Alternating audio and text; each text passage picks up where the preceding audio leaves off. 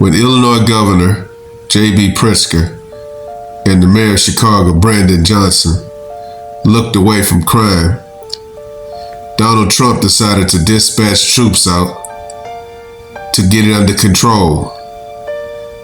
And when he did that, an Illinois judge, a Democratic judge appointed by the Biden administration, temporarily put a hold on them going in and getting crime under control. And while ICE agents are being attacked, you gotta ask yourself, who's the one that cares about crime? The Democrats or the Republicans? Lord Trump sits down with former Illinois Governor Rod Blagojevich to discuss the crime happening in Chicago. Take a listen. National Guard troops in here right now, and this judge said she's, quote, seen no credible evidence that there has been rebellion in the state of Illinois. What do you make of all that? Well, it's another lie by another Democrat. The judge was a Democratic appointee appointed by President Biden. She was a top aide to our failed Cook County prosecutor, Kim Foxx, who had all kinds of issues, including not prosecuting Jussie Smollett. She received, Kim Foxx incidentally, $2 million in campaign contributions from George Soros. So it's the same crowd. This Democratic judge is basically just like Mayor Johnson, the Democratic mayor of Chicago, and our governor, Democratic Governor Pritzker. They've made a decision. They're choosing sides, and they're choosing to be on the side of lawlessness and mob violence, chaos and anarchy, and they're choosing to be against law enforcement, National Guard servicemen and women, against the rule of law and the enforcement of the rule of law. It's a very clear issue.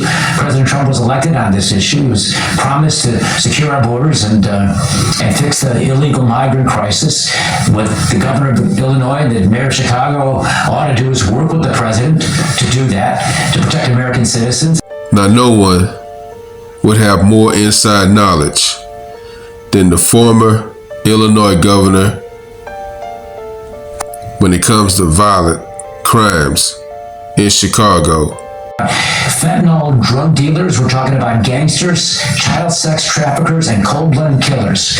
And for me, as a former Democrat governor who actually had J.B. Pritzker work for me when I was the governor, it's a mind-boggling situation that my party has decided to abandon law-abiding American citizens who pay taxes and have chosen instead to make a priority of protecting illegal immigrants, where a whole bunch of them, tens of thousands of them, are violent criminals.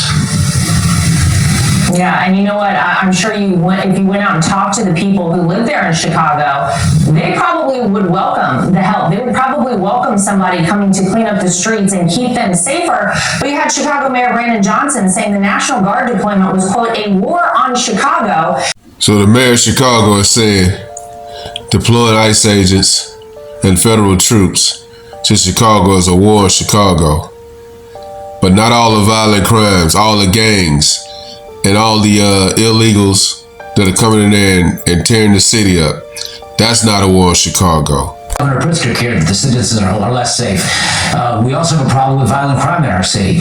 And crime is all over the city of Chicago, but it's actually segregated. Carjackings and armed robberies and retail thefts are all over Chicago. But in the black neighborhoods, the murders occur. 80% of the murders in Chicago are in black neighborhoods. 95% of the murders in the city of Chicago are in black and Latino neighborhoods. See, what leads you to believe which party truly cares about the minorities in Chicago, the blacks and Latino.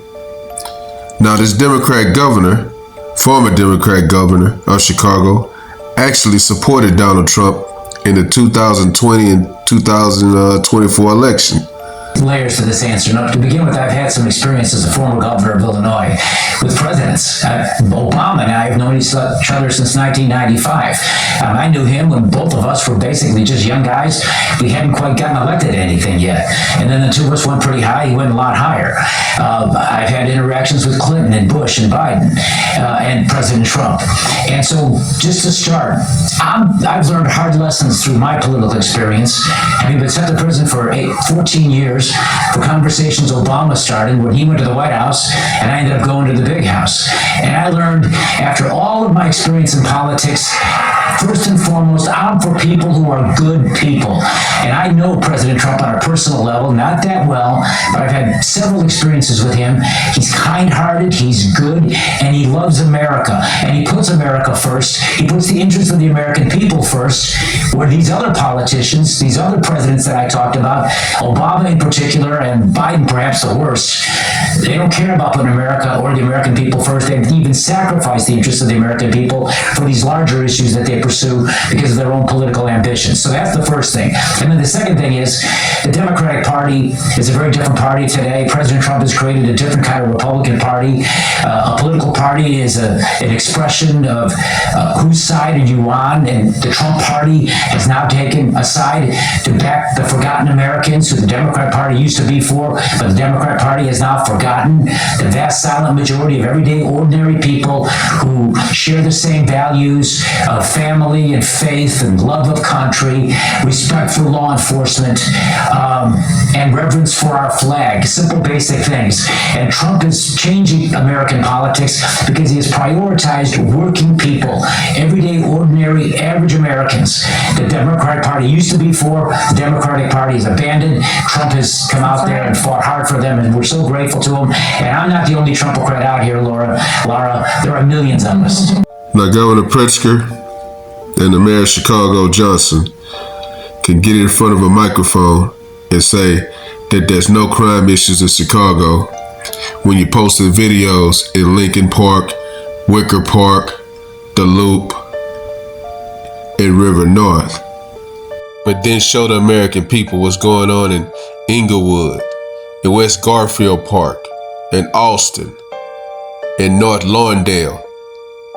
No, you're not going to do that.